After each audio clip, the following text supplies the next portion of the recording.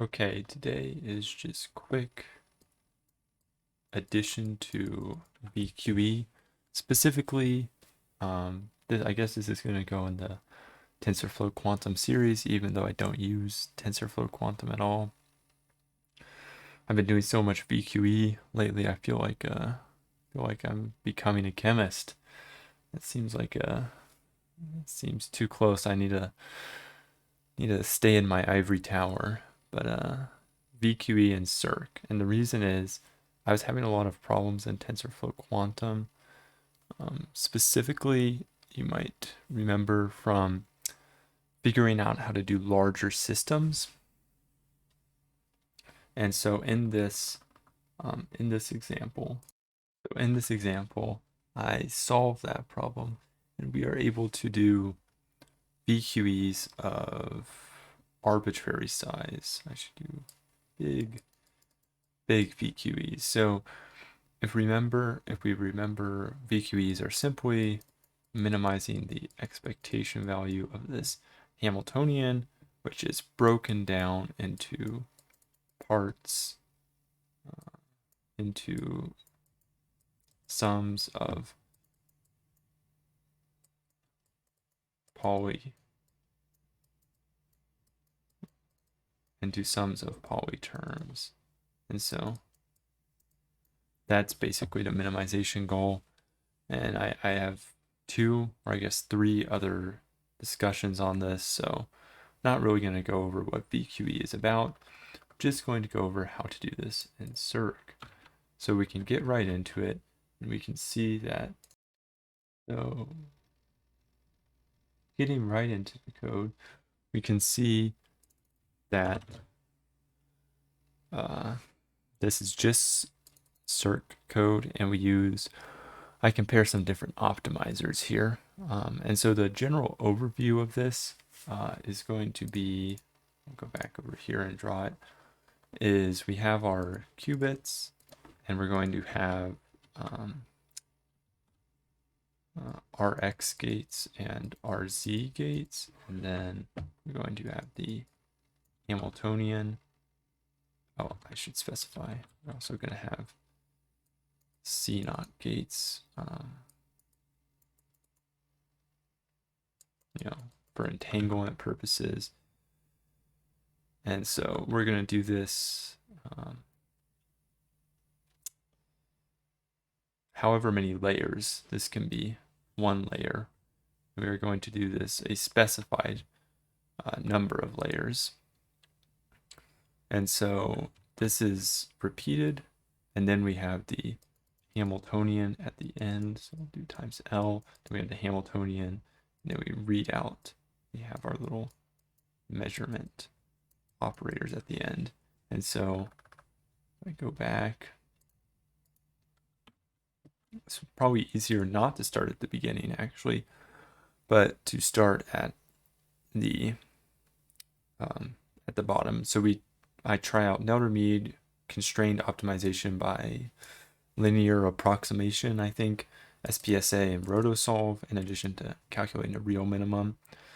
And so first, let's just go over how this is all set up. So when we decompose the Hamiltonian, we have 4 possible terms. It can be broken down into the identity, Pauli X, Pauli Y, Pauli Z. And this is the number of terms it's broken down to. So this is usually actually K in literature.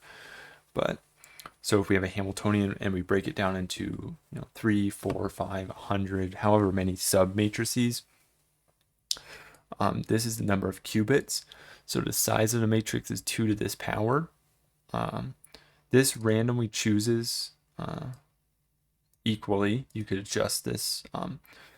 This is literally just for random Hamiltonians I'm creating, not any atom or anything. It creates the random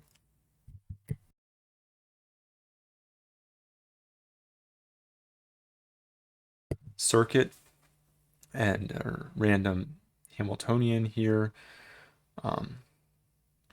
assigning a random one of these Pauli operations to each qubit for each possibility, and then it assigns each a weight. So could be, there's constants in front that you can multiply by, and this is the number of layers for the parameters. So first we can look at how the real minimum is calculated. First we convert each polygate into its actual gate representation here. So this is X, Y, Z, and then we have the I matrix. So then we create the full matrix by doing the Kronecker product of these submatrices and then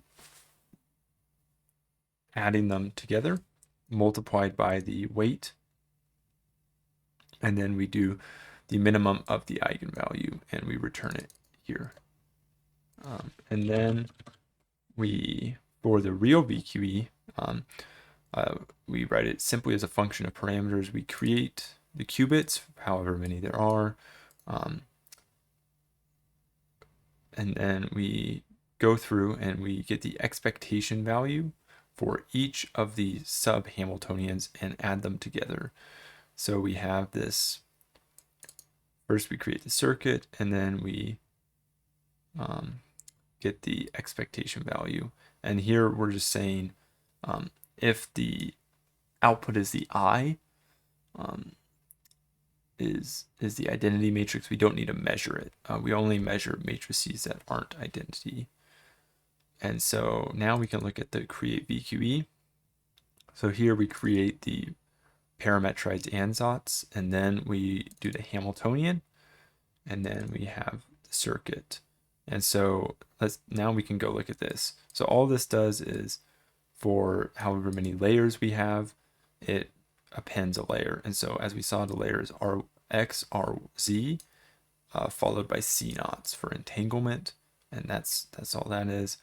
And then the Hamiltonian simply goes through, and we don't need to do anything unless it's an X or a Y poly, in which case we can rotate the appropriate amount. Oh, wait a minute. Wait 1 second. Okay, the problem was this was from an earlier demo. These are, we just applied a rotation on the appropriate qubit. I was wondering why I was getting kind of mediocre results, and I think I have found the problem.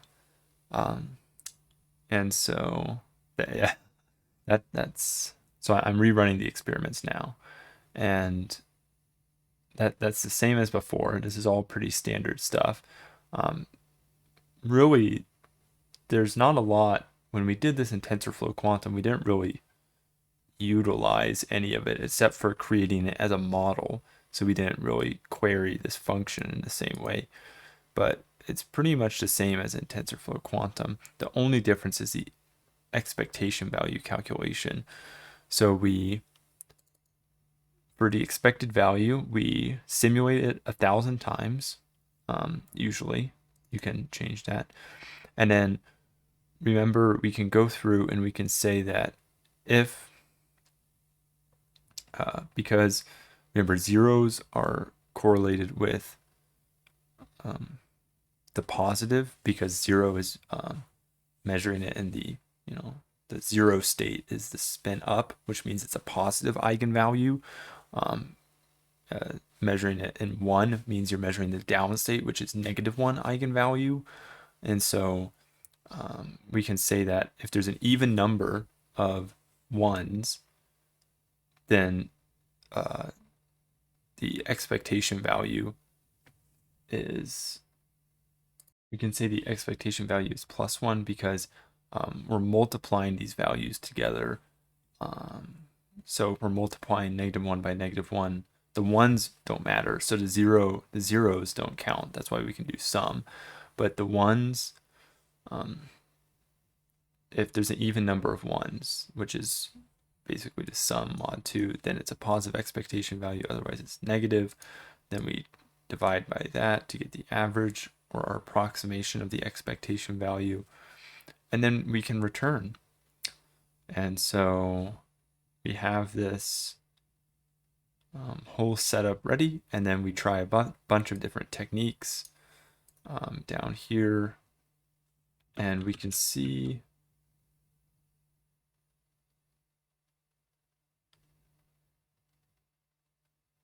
that now we can see with all of this outlined, we can go to some example runs. Once again, this code is going to be available. I'm going to classify this as TensorFlow Quantum, even though I don't actually use it. But we can see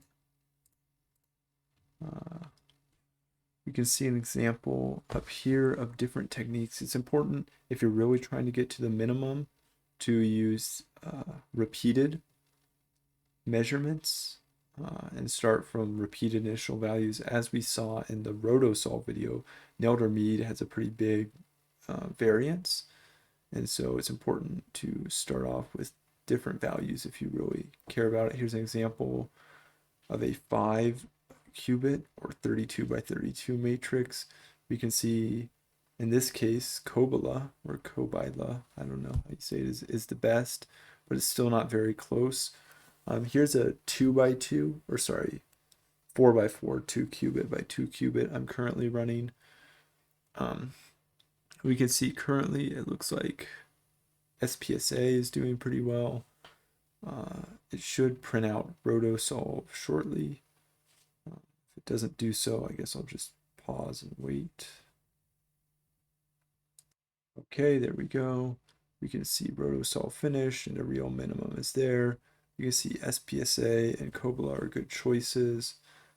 And so, yeah, that's just an example. You would want to, maybe use different optimization techniques or something, or use multiple starts, multiple initial values, etc. All of those are good techniques. But the general framework is here, and you can see in the code how to do all of this. You can mess around with it, and yeah, that is the variational quantum eigensolver of arbitrary size in Cirq.